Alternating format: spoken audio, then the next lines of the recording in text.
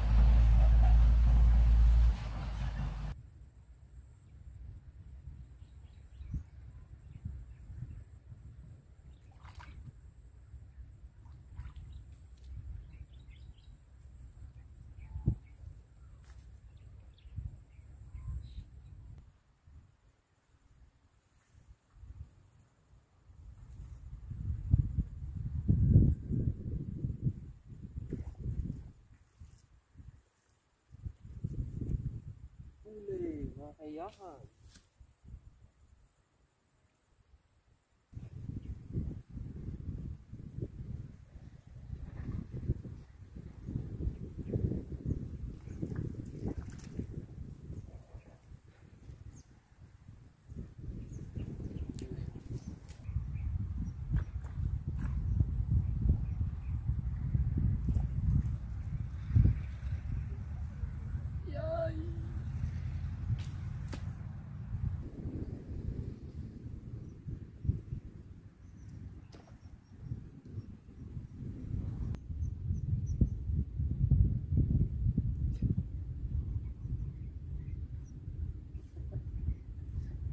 Lapit lang, ayan lang laki.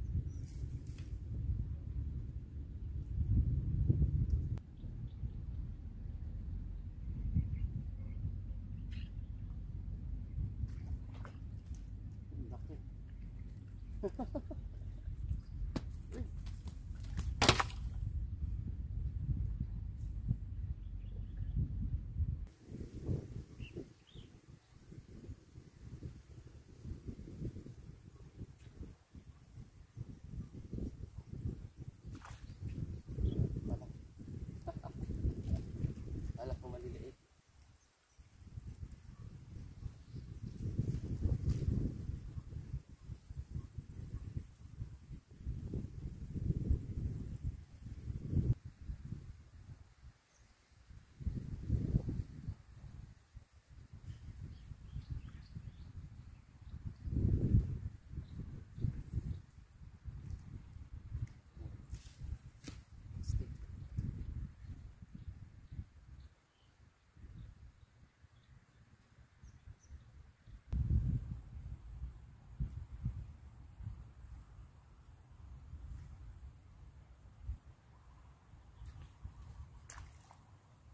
Ayun mga kayahay, nakarubot na si Pare Christian na uwi. Ito po yung nahuli natin mga kayahay, may 3 kilo naman. Kahit matumal. Ay, baka nasa 4 to. Ang dami pala mga kayahay. Kala ko maliit lang. Grabe, dami pala oh. Ay, nasa 4 mga kayahay. Mabigat eh. Kung 3 lang sana, medyo magaan-gaan. Yan. Karami tayo ulit. Yan o. Kasarap. O ayan mga kayahay. Yan ang huli ko. Nakarami rin si Pare Christian o. 2 kilo. 2 kilo.